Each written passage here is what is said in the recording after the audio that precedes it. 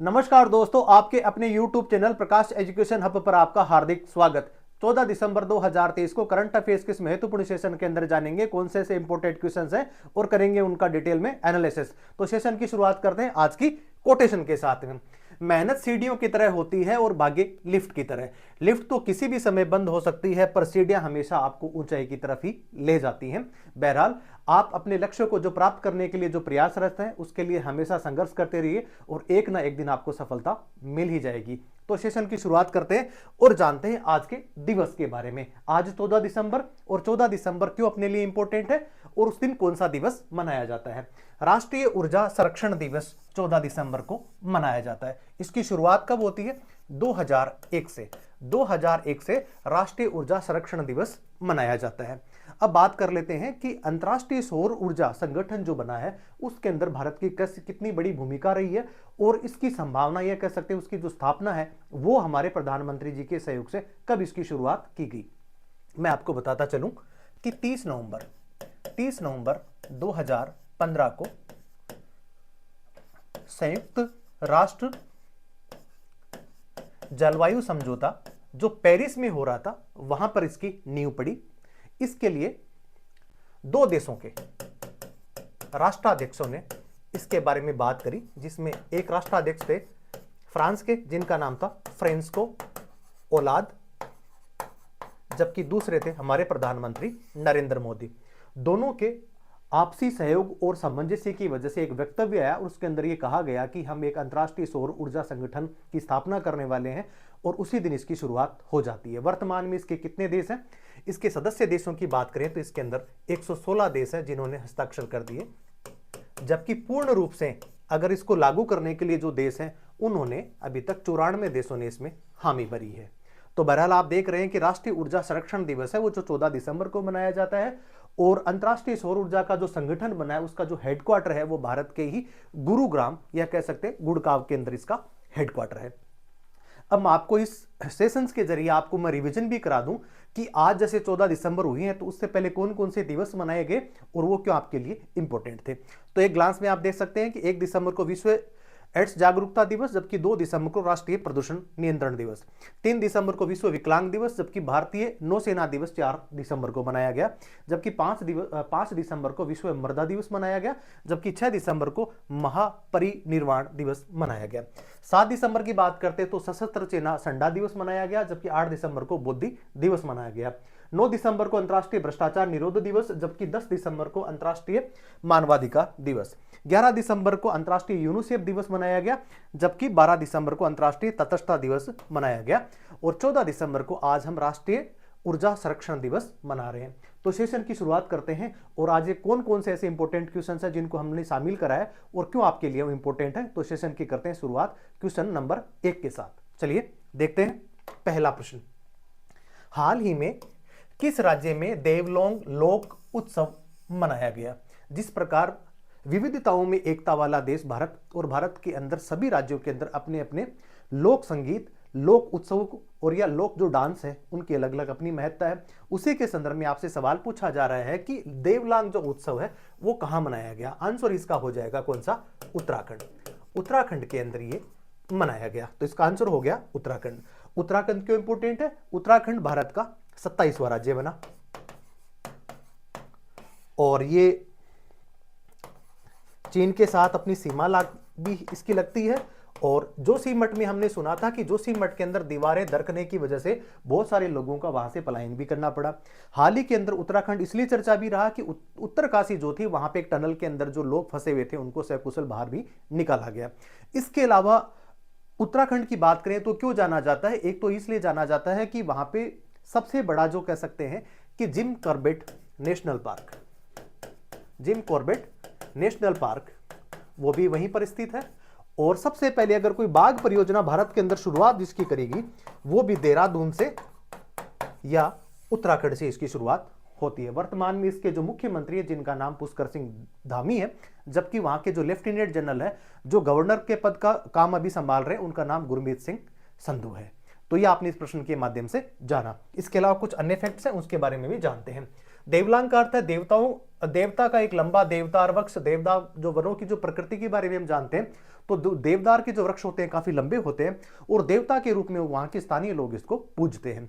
बुराई पे अच्छे का प्रतीक है। इसके अलावा अन्य जो प्रमुख उत्सव है जिसमें बिखोती है, हरेला है, खड़तुआ है, चेतोल है, आठू है, जागड़ा है, नुणाई है, इस प्रकार के जो वहां पे उत्सव मनाए जाते हैं और सामान्यतः कभी कभी इस प्रकार के प्रश्न सामान्य परीक्षाओं में पूछे जा सकते हैं। हाल ही में उत्तराखंड के अंदर भी ग्लोबल इन्वेस्टर समिट भी हुई थी, जिसके अंदर जो है अध्यक्षता हमारे प्रधानमंत्री जी ने करी थी। उद्देश्य यह की था कि विदेशी निवेश को सबसे ज्यादा आकर्षित करना और यहां के स्थानीय लोगों को रोजगार देना। इसके अलावा चीन और नेपाल के साथ में उत्तराखंड की अंतर्राष्ट्रीय सीमा भी लगती है और उत्तराखंड 1 नवंबर 2000 को 27वां राज्य भी बना। यूपी से कट करके और उत्तराखंड बनता है। पहले इसका नाम उत्तरांचल हुआ करता था और उसके बाद में उसका नाम चेंज करके उत्तराखंड कर दिया गया। पुष्कर सिंह धामी जो है वहां के अभी चीफ मिनिस्टर हैं, जबकि लेफ्टिनेंट जनरल गुरमीत सिंह संधू वहां के राज्यपाल हैं। मुख्य रूप से यहाँ जो उत्तराखंड है उसको 2 भागों में विभक्त किया गया है, जिसके अंदर एक तो कुमाऊं है और दूसरा है गढ़वाल।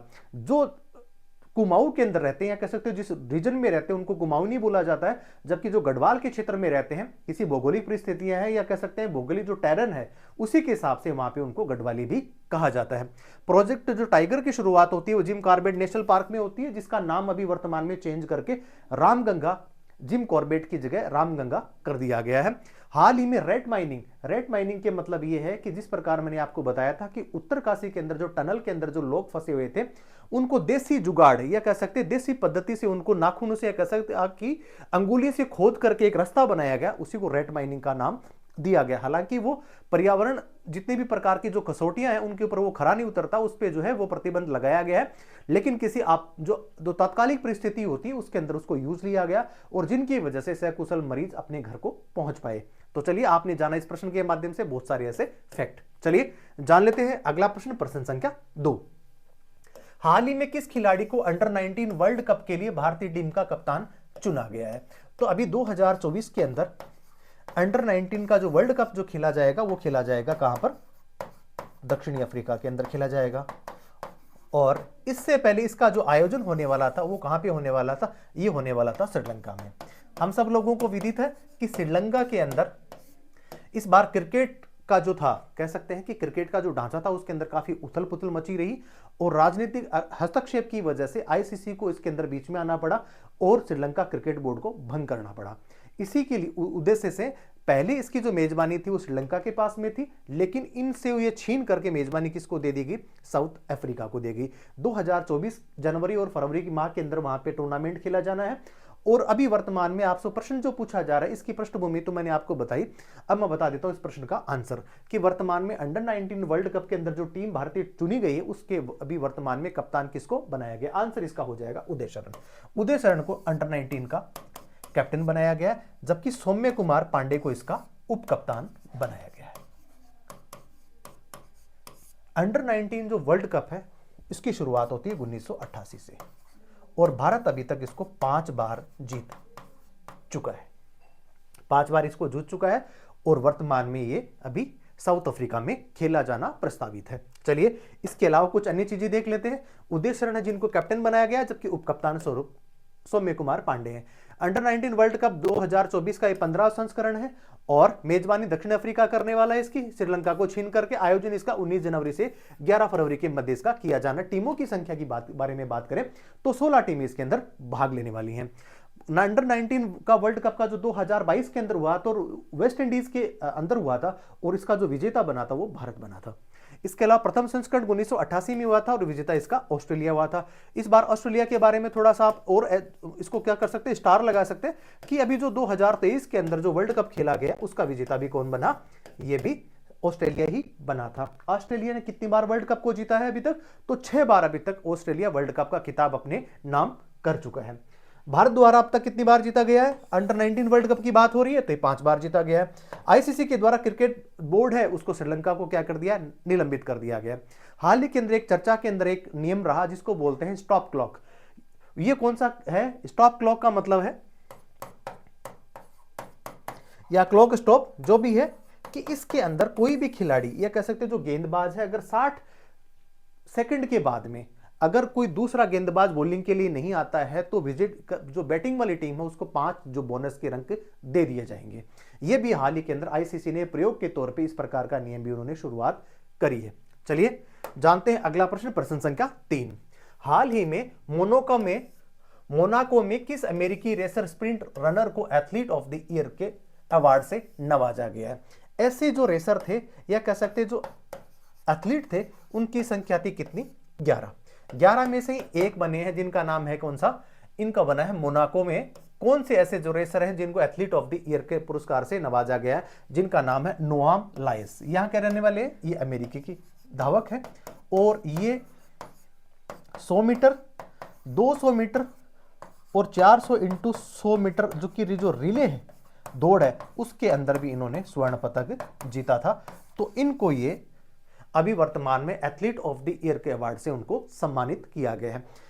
भारत के लिए क्यों इंपॉर्टेंट है? तो भारत के लिए इसलिए इंपॉर्टेंट है कि भारत के ही एक नामी गिरामी खिलाड़ी जो नीरज चोपड़ा के नाम से हम लोग जानते हैं और वो भाला फेंक के अंदर अंतरराष्ट्रीय स्तर पे काफी स्वर्ण पदक भी जीत चुके हैं और इसके अलावा इनका जो मेडल है वो ओलंपिक के अंदर भी गोल्ड के तौर पे आया था। तो इनको भी नॉमिनेशन के तौर पे उन 11 खिलाड़ियों में शामिल किया गया था, लेकिन वो अंतिम स्थानीय कह सकते हैं कि वो स्प्रिंट ऑफ रनर को पछाड़ कर जो बन सकते थे वो बन नहीं पाए, या कह सकते हैं एथलीट ऑफ द जो ईयर का जो अवार्ड था उससे वो कहीं ना कहीं चूक गए। तो इसका जो आंसर होने वाला है वो होने वाला है Noam Lions. Noam Lions America के दुनिया के सबसे तेज एथलीट है। 2023 में इन्होंने 100 मीटर, 200 मीटर, 400 मीटर की रेस में गोल्ड मेडल जीता था। जबकि महिला वर्ग के अंदर एथलीट ऑफ द ईयर है जिनका नाम है किपेगोन, इन्होंने भी इस पुरस्कार को जीता है। इसके अलावा नीरज चोपड़ा सहित अन्य खिलाड़ियों को भी नॉमिनेट किया गया था, लेकिन नीरज चोपड़ा उस अंतिम पायदान तक नहीं पहुंच पाए। चलिए जान लेते हैं अगला प्रश्न, प्रश्न संख्या 4। हाल ही में चर्चा में रहा रवांडा बिल किस देश से संबंधित है? काफी सेशन के अंदर हमने इसको कवर भी किया था और आज इसको हमने दोबारा रिपीटेशंस के तौर पे शामिल किया है कि रवांडा जो बिल है इसका संबंध है ब्रिटेन से। बिल की खासियत क्या है? तो बिल की खासियत यह है कि जो अप्रवासी जो लोग हैं, जो शरणार्थी जो लोग हैं, उनके लिए एक नीति बनाई गई और उस नीति का संबंध किससे है? वो है ब्रिटेन से। और ब्रिटेन अभी वर्तमान में शरणार्थी और अप्रवासियों की जो समस्या है उसे काफी बड़े स्तर पे जूझ रहा था और उसी के स्तर पे वहां के 2-3 मंत्रियों ने इस्तीफे भी सौंप दिए थे। और वर्तमान में जो ऋषि सुनक जो भारतीय मूल के जो प्रधानमंत्री हैं उनके लिए भी ये समस्या, यह कह सकते हैं जो रवांडा जो बिल लेकर के आए हैं, ये बहुत बड़ा एक कह सकते हैं ब्रेक थ्रू हो सकता है, मील का पत्थर साबित हो सकता है। और इस चिंता का सबब भी बना हुआ था कि क्या पता ये सीनेट में पास हो पाएगा या नहीं हो पाएगा। बहरहाल इसका जो आंसर होने वाला है वो होने वाला है कौन सा? ब्रिटेन।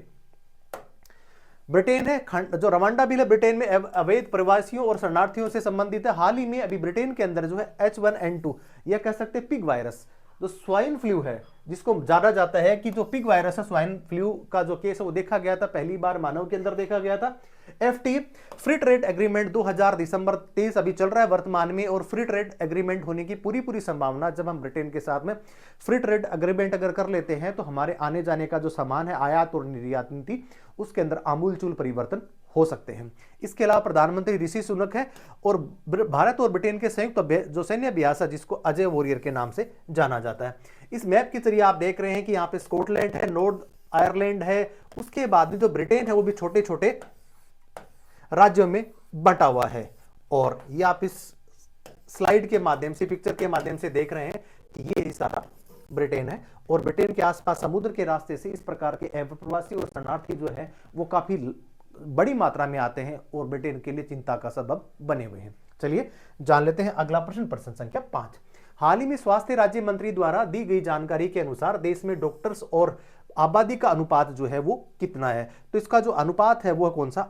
1/824। यह कह सकते हैं एक डॉक्टर के पीछे 834 लोग हैं। एक डॉक्टर 834 लोगों के बीच में है। तो भारत के अंदर अभी भी वर्तमान में डॉक्टरों की कमी जो है बनी हुई है। लेकिन एलोपैथी और आयुष डॉक्टर की अगर बात करते हैं तो एलोपैथी के जो डॉक्टर हैं वो लगभग 80% है। 80% डॉक्टर जो है वो एलोपैथी के हैं। इसके बाद में अगर नंबर आता है तो वो किसका आता है? आयुष डॉक्टर का, जिसके अंदर जो है वो होम्योपैथी है, आयुर्वेद है, इस प्रकार के डॉक्टर भी हैं। चलिए देख लेते हैं इसके बारे में कुछ अन्य चीजें। तो 1/834 देश में कुल एलोपैथिक डॉक्टर्स की संख्या 13.08 लाख के आसपास है देश के अंदर अभी भी। और कुल डॉक्टर्स का ये 80% है, जबकि आयुष डॉक्टरों की संख्या 5.65 लाख है। नर्सिंग कर्मियों की अगर बात करते हैं तो 6.14 लाख जो है नर्सिंग कर्मी, तो अपने आप में ठीक है। लगभग 450 के आसपास एक व्यक्ति अपोन के आसपास, 450 के आसपास, ये 476 है। देश में मेडिकलों की जो संख्या, कॉलेज जो है उसकी संख्या निरंतर बढ़ती चली जा रही है, जिसकी वजह से डॉक्टर्स बन भी ज्यादा रहे, एमबीबीएस ज्यादा कर रहे हैं। और वर्तमान में जो मेडिकल कॉलेज की जो संख्या वो 706 है, जबकि एमबीबीएस सीटों की संख्या 1 लाख को पार कर गई है, जहां पे 1,08,940 जो है वो एमबीबीएस सीटों की संख्या भी है। वर्तमान में जो स्वास्थ्य मंत्री है जिनका नाम मनसुख मांडविया है, जबकि राज्य मंत्री है वो भारतीय प्रवीण कुमार है, जिन्होंने संसद के अंदर ये जानकारी दी कि वर्तमान में भारत अभी भी 834:1 ये रेशियो अभी निकल करके आता है किसका, डॉक्टर्स और वहां की जनसंख्या का। सबसे ज्यादा अगर डॉक्टर्स अगर मिलते हैं तो आपको एलोपैथी में मिलते हैं, जहां पे 13 लाख के आसपास है, जबकि आयुष मंत्रालय कह सकते हैं आयुष के जो डॉक्टर है उनकी संख्या 5 लाख के आसपास है। मेडिकल कॉलेज की बात करें तो वहां पे 706 के आसपास मेडिकल कॉलेज है, जबकि 1,08,000 के आसपास एमबीबीएस की सीटें भर्ती है हर साल नीट के माध्यम से। और उसके बाद में स्वास्थ्य का जो हाल है वो हम सब लोग जानते हैं कि डॉक्टर्स के ही सहारे है या डॉक्टर्स ही इस सारी चीजों को डील कर सकते हैं आसानी से। चलिए जान लेते हैं अगला प्रश्न, प्रश्न संख्या 6। हाल ही में भारत ने दिसंबर 2023 में किस देश के साथ में अपने राजनयिक संबंधों के 50 साल पूरे होने का जश्न मनाया? आंसर इसका हो जाएगा कौन सा, साउथ कोरिया। साउथ कोरिया के साथ में हम 50वां ऐसा स्थापना दिवस संबंधों का बना रहे हैं, क्योंकि इसकी शुरुआत 1973 के आसपास हो जाती है और 50 साल हो गए। और 50 सालों के साथ में हमारे जो संबंध है दक्षिणी जो क्या कह सकते हैं, उत्तरी कोरिया और दक्षिणी कोरिया, दो लेकिन दोनों ध्रुव से हैं। उत्तरी कोरिया के साथ में भारत की कभी भी मेल नहीं खाती, वो एक तानाशाह के तौर पे जाने जाते हैं जिनका नाम है किम जोंग। और फिलहाल उनकी जो नजदीकियां हैं वो चीन के साथ में सब जग जाहिर है और रूस के साथ में, जबकि दक्षिणी कोरिया है उसका झुकाव हमेशा भारत की तरफ ही रहा है। और दक्षिणी कोरिया की बहुत सारी ऐसी कंपनीज हैं जो निवेश के उद्देश्य से भारत के अंदर है और यहीं पे व्यापार अपना वो कर रही हैं। देखते हैं इसके बारे में कुछ अन्य चीजें। कोरिया गणराज्य राष्ट्रपति यू सुंग योल है, जबकि शुरुआत 1973 में होती है। 2022 तक 27.8 बिलियन अमेरिकी डॉलर का व्यापार दोनों देशों ने आपस में करा। वर्तमान में Hyundai Motors, POSCO, LG Electronics और सैमसंग इलेक्ट्रॉनिक्स सहित प्रमुख दक्षिणी कोरियाई समूह भारतीय बाजार में क्या कर रहे हैं, काम कर रहे हैं। हम सब लोगों ने पहले भी सेशन के अंदर कवर करा था कि दिल्ली के पास के अंदर सैमसंग ने अपना बहुत बड़ा एक मोबाइल का प्लांट लगाया और सबसे ज्यादा अगर रोजगार अगर कोई दक्षिणी कोरिया की जो कोई कंपनी दे रही है वो सैमसंग कंपनी दे रही है, तो दिल्ली के आसपास उन्हें बहुत बड़ा नोएडा के अंदर एक प्लांट लगाया है। तो बहरहाल ये 50वीं वर्षगांठ है दोनों देशों के राजनयिक संबंधों की और इसको बड़े धूमधाम से मनाया जा रहा है दोनों देशों के राष्ट्राध्यक्ष। चलिए जान लेते हैं अगला प्रश्न, प्रश्न संख्या 7। हाल ही में किस अभिनेता को इटली के प्रतिष्ठित नागरिक सम्मान से उनको सम्मानित किया गया? आंसर इसका हो जाएगा कबीर बेदी। वेटरन जो है अभिनेता है और उन्होंने काफी फिल्मों के अंदर विलेन और सहायक कैरेक्टर के तौर पे काम करा है और उनकी पुत्री है जिनका नाम है पूजा बेदी। तो ये भारतीय अभिनेता जिनको इटली के बड़े एक शीर्ष पुरस्कार से उनको नवाजा गया। चलिए दूसरा नाम जो मेरिटो डेला रिपब्लिक इटालियना, इस पुरस्कार का दूसरा नाम है। शुरुआत इसकी 3 मार्च 1951 से होती है। इटली के सर्वोच्च नागरिक पुरस्कारों सम्मानों में से एक है। वर्तमान में इटली क्यों चर्चाओं में बना हुआ था, तो इटली जो है वो फिलिस्तीन के ही फिलिस्तीन माफ कीजिएगा, फिलीपींस के रास्ते पर ही चलते हुए चीन की जो बहुप्रतीक्षित महत्वाकांक्षी परियोजना जिसको BRI के नाम से जाना जाता है, उस योजना से अपने पैर उसने वापस खींच लिए हैं। कौन सा? G7 का अकेला देश था जो BRI का बॉर्डर रोड इनिशिएटिव जो चीन की महत्वाकांक्षी परियोजना है उसमें इटली शामिल हुआ था। लेकिन इटली को बहुत कम समय में पता लग गया कि यहां मेरा जो एक उद्देश्य हो सकता था वो यहां पे पूरा नहीं हो सकता और उसी की वजह से इटली ने भी फिलीपींस की तरह ही अपने पांव पीछे खींच लिए। अभी वर्तमान में देखा जा रहा है कि वहां पे एक सक्रिय ज्वालामुखी लगातार वहां पे चर्चाओं में बना रहता है, माउंट वेसियस। वहां पे अभी भी जो है इसको क्या है वापिस ज्वालामुखी से गुब्बार और लावा निकलने की घटनाएं भी सामने नजर आई थी।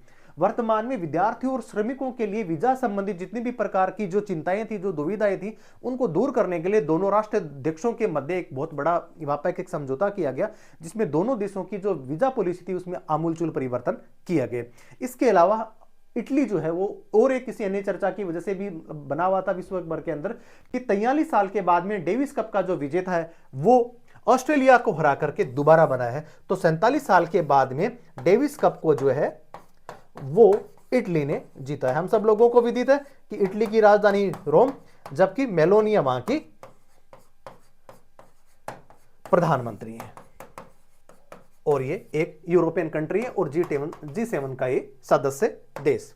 चलिए जान लेते हैं अगला प्रश्न। प्रश्न संख्या 8 है। नवंबर 2023 के लिए ICC women's player of the month award से किसे सम्मानित किया गया? जिस प्रकार 2021 से जब प्लेयर ऑफ द मंथ का अवार्ड सब लोगों को दिया, उन खिलाड़ियों को दिया जाता था, दिया जा रहा है वर्तमान में, जो उस मंथ के अंदर अपना अमूल्य योगदान क्रिकेट के तौर पे देते हैं और सबसे ज्यादा अपना व्यक्तिगत प्रदर्शन करते हैं।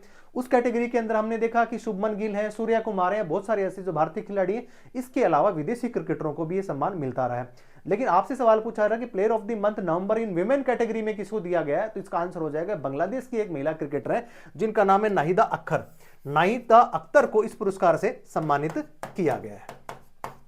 तो ये player of the month in category women category के अंदर उसको इस पुरस्कार से इनको सम्मानित किया गया है। नाहिदा अख्तर बांग्लादेश के। पुरुष वर्ग के अंदर ट्रेविस हेड है। ट्रेविस हेड को हम सब लोगों ने देखा कि वर्ल्ड कप का जो फाइनल मैच खेला जा रहा था वहां पे ऑस्ट्रेलिया को जीत दिलाने में सबसे बड़ी अगर भूमिका निभाई थी वो ट्रेविस हेड ने कोई नहीं निभाई थी और वो ऑस्ट्रेलिया के खिलाड़ी हैं। तो अगर मैन कैटेगरी की बात करें तो ट्रेविस हेड को, जबकि नाहिदा अख्तर को विमेन कैटेगरी के तौर पे player of the month in month of November में इनको दिया गया। वर्ल्ड कप के इतिहास में पहली बार टाइम आउट अगर कोई खिलाड़ी होते हैं, हर बार हम आपको रिवाइज करवा रहे हैं, रिवीजन करवा रहे हैं, ये सवाल पूछा जा सकता है कहीं ना कहीं। पहली बार हुआ है वर्ल्ड कप के इतिहास के अंदर। एंजेलो मैथ्यूज कहां के रहने वाले खिलाड़ी हैं? ये क्रिकेट श्रीलंका की तरफ से खेलते हैं और पहली बार ये वाकया तब हुआ जब बांग्लादेश और श्रीलंका के मध्य मैच खेला गया और वहां पे टाइम आउट एंजेलो मैथ्यूज हो गए। इसके अलावा एक नया वर्ड अभी और हम सुनने को मिल रहा है, स्टॉप क्लॉक। स्टॉप क्लॉक एक ऐसा नियम है जिसमें अगर एक गेंदबाज 60 सेकंड में अगर ओवर फेंकना शुरू नहीं करता है तो बॉलिंग टीम को 5 रन की पेनल्टी देनी पड़ेगी और वो पेनल्टी जो है वो 5 रन की इधर से तो माइनस हो जाएगी और बैटिंग टीम को प्लस के अंदर ये जुड़ जाएगी। ये भी एक प्रायोगिक जो है वो इस प्रकार का नियम आईसीसी के द्वारा भी शुरुआत इसकी करी जाएगी। 6 महीने तक इसको जांचा परखा जाएगा और उसके बाद में इंटरनेशनल जो नियम है इसके अंदर इसको शामिल किया जाएगा। वर्तमान में 19 जो वर्ल्ड कप है इसकी मेजबानी वो दक्षिण अफ्रीका करने वाला श्रीलंका से छील करके, जबकि आईसीसी द्वारा श्रीलंका क्रिकेट बोर्ड को निलंबित भी कर दिया था। चलिए जान लेते हैं अगला प्रश्न। प्रश्न संख्या 9। आईएमएफ द्वारा अर्थव्यवस्था में सुधार के लिए श्रीलंका को कितने मिलियन डॉलर की सहायता प्रदान की है? आंसर इसका हो जाएगा 337 मिलियन डॉलर। इससे पहले भी अमेरिका अपने इतिहास में पहली बार अडानी ग्रुप के साथ में इस प्रकार का इन्वेस्टमेंट ऑलरेडी पहले से कर चुका था और इस बार आईएमएफ की बारी आई। इंटरनेशनल मॉनेटरी फंड है, उसने भी इस प्रकार की चीजों को जाना क्योंकि श्रीलंका की जो स्थिति है वो ज्यादा अच्छी आर्थिक तौर पे है नहीं, जिसकी वजह से ये जो देश है वो आर्थिक बदहाली की तरफ अग्रसर हो रहा था और इसी के लिए आईएमएफ ने एक जो है बड़ा पैकेज उनको दिया है। जबकि अमेरिका ने भी इस प्रकार का अब वहां पे एक बहुत बड़ा निवेश किया है अडानी ग्रुप के साथ में। 337 मिलियन अमेरिकी डॉलर की सहायता प्रदान की। अमेरिकी agency international development finance corporation DFC द्वारा कंटेनर टर्मिनल में 55.3 करोड़ डॉलर का निवेश किया गया। इसके अलावा आईएमएफ जो है 48 महीने तक विस्तारित फंड योजना की इसकी समीक्षा करी और उसके बाद उन्होंने पाया कि हम इनको लोन दे सकते हैं, क्योंकि लोन को रीपे करने के लिए भी श्रीलंका को इस प्रकार की चीजों को और पूरा करना पड़ेगा, क्योंकि अगर लोन आप ले रहे हैं तो उसको चुकाना भी पड़ेगा। बहरहाल अंतर्राष्ट्रीय मुद्रा कोष के अंदर जो है ये एक वित्तीय एजेंसी, हम सब लोगों को पता है, इंटरनेशनल मॉनेटरी फंड है, एक अंतर्राष्ट्रीय स्तर पे एक बहुत बड़ी वित्त एजेंसी है जो विश्व के देशों को लोन देती है। वो कब कि जब पहले हम एसडीआर के थ्रू जितना देश पैसा अपना जमा कराते उसका कैपिटल में गुणा करके और उन देशों को लोन भी देती है। अब बात कर लेते हैं कि वर्तमान में भारत के संदर्भ में श्रीलंका क्यों महत्वपूर्ण या चर्चाओं में बना रहा। वर्तमान में हमारी जो वित्त मंत्री थी उन्होंने भी त्रिकोमाली नाम की एक जगह थी वहां पे विजिट करा, त्रिकोमाली जिसको बोलते हैं, और वहां पे एसबीआई शाखा का उन्होंने उद्घाटन करा। अभी वर्तमान में बात जो कह सकते हैं कि जो राजधानी है वो जयवर्धनेपुरा है, जबकि जानते हैं कि कोलंबो इसकी राजधानी। कोलंबो श्रीलंका की वित्तीय राजधानी है। जिस प्रकार भारत की राजधानी वित्तीय के तौर पे जाना जाता है मुंबई को, उसी प्रकार कोलंबो वित्तीय राजधानी है, जबकि दिल्ली की तरह जयवर्धनेपुरा है वो वहां की एक्चुअल राजधानी है। संयुक्त सैन्य अभ्यासों की बात करें तो भारत के साथ में कौन कौन से, तो मित्र शक्ति का 8वां संस्करण अभी वर्तमान में किया गया।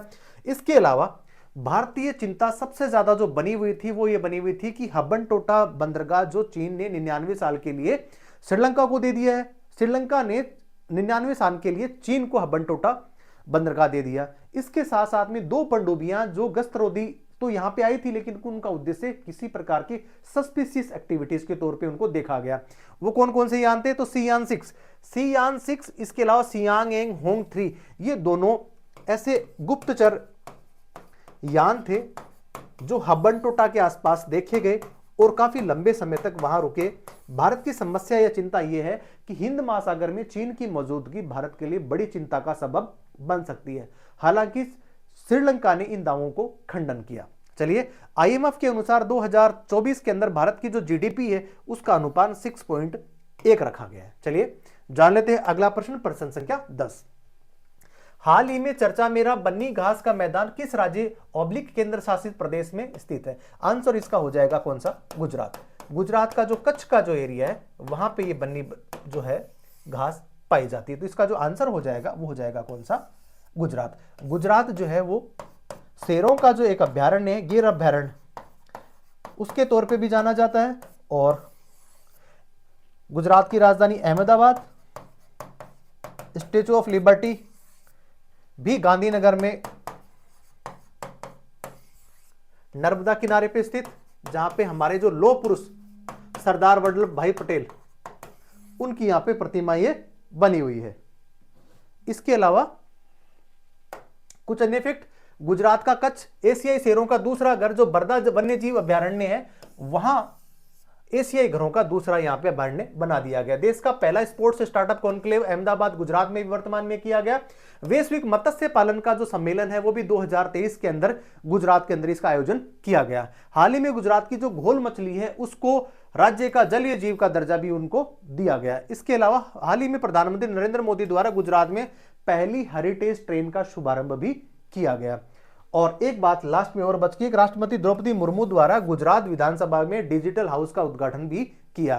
तो ये सारे के सारे फैक्ट्स थे जो गुजरात के साथ में जुड़े हुए हैं और इंपॉर्टेंट फैक्ट्स है, और आप इनका स्क्रीनशॉट ले सकते हैं और कहीं ना कहीं परीक्षा के माध्यम से आपसे सवाल पूछे जा सकते हैं। चलिए जान लेते हैं अगला प्रश्न संख्या 11। हाल ही में किस देश में वनों के सतत प्रबंधन के लिए वन प्रमाणन योजना शुरू करी है? इसका आंसर हो जाएगा भारत। भारत के अंदर वनों की उपयोगिता और इसके वनों का जो विस्तार है उसको और ज्यादा बढ़ाने के लिए इस प्रकार की कवायद की जा रही है और लंबे समय में इस प्रकार का कार्य इन लोगों के द्वारा संपादित किया भी जा रहा है। आंसर इसका हो जाएगा भारत। भारत के अंदर जो वनों का जो क्षेत्रफल है वो कितना है? होना चाहिए कितना? 33%, लेकिन वर्तमान में कितना है? 24.6% के आसपास वन भारत के अंदर पाए जाते हैं। सबसे कम वनों का आवरण वाला अगर कोई राज्य है उसका नाम है हरियाणा, जबकि सबसे ज्यादा अगर कोई है या सबसे ज्यादा अगर भौगोलिक व्यवस्था में सबसे ज्यादा अगर वन कहीं पे पाए जाते हैं उसका नाम है एमपी। देखा जाए कि वनों के प्रतिशत के तौर पे अगर देखा जाए तो उस राज्य का नाम है मिजोरम। चलिए इसके अलावा कुछ और चीजें जानते हैं। भारत का उद्देश्य भारत में स्थायी वन प्रबंधन और कृषि वानिकी प्रथाओं को प्रोत्साहित करना। केंद्रीय वन एवं पर्यावरण मंत्री जिनका नाम भूपेंद्र यादव है। देश के कुल भौगोलिक क्षेत्र का 24.62% भाग पे वन है और क्षेत्रफल की दृष्टि से अगर देखा जाए तो सबसे ज्यादा वन एमपी में है, जबकि सबसे कम हरियाणा में है। सबसे ज्यादा वनों के प्रतिशत के तौर पर अगर देखा जाए तो मिजोरम है। और वर्तमान में एक पहले के सेशन में हमने कवर करा था कि भारतीय वानिकी अनुसंधान और शिक्षा परिषद ICFRE की पहली महिला निदेशक जिनको कंचन देवी के नाम से जाना जाता है, तो पहली बार ICFRE की जो अध्यक्ष है या महानिदेशक है वो कंचन देवी को बनाया गया। चलिए जान लेते अगला प्रश्न संख्या 12। हाल ही में कौन सा देश अफीम उत्पादन में शीर्ष देश बन गया है? पहले हुआ करता था अफीम उत्पादन के अंदर अफगानिस्तान हुआ करता था शीर्ष पर, उसको पछाड़ करके और देश बन गया कौन सा? म्यांमार। म्यांमार, लाओस और कंबोडिया, ये 3 प्रकार का एक ट्रायंगल बनता है जहां पे सबसे ज्यादा जो है वो अफीम का उत्पादन किया जाता है। सबसे ज्यादा मॉर्फिन भी इसी में पाई जाती है, लगभग 8% के आसपास। और म्यांमार भारत का पड़ोसी देश, और म्यांमार भी हाल ही के अंदर चर्चाओं में बनाया कि वहां पे जुंता सरकार और विद्रोहियों के मध्य काफी लंबे समय से संघर्ष देखने को मिल रहा है, और जिसकी वजह से म्यांमार की जो सीमा पहले से कुकी और मेतेई जो समुदाय का आपसी जो संघर्ष बना हुआ था उसके अंदर पहले से वो इंगेज थी, और एक समस्या म्यांमार के माध्यम से मणिपुर को और थोप दी गई। बहरहाल बात कर रहे थे अपन अफीम के उत्पादन की, तो इसका आंसर हो जाएगा म्यांमार। आप देख रहे हैं कि ये जो ट्रायंगल है, ये जो ट्रायंगल बन रहा है उसके अंदर लाओस, थाईलैंड और म्यांमार, जैसा कि मैंने आपको पहले बताया था, ये गोल्डन ट्रायंगल बन रहा है और सबसे ज्यादा इसी हिस्से के अंदर अफीम उगाई जाती है।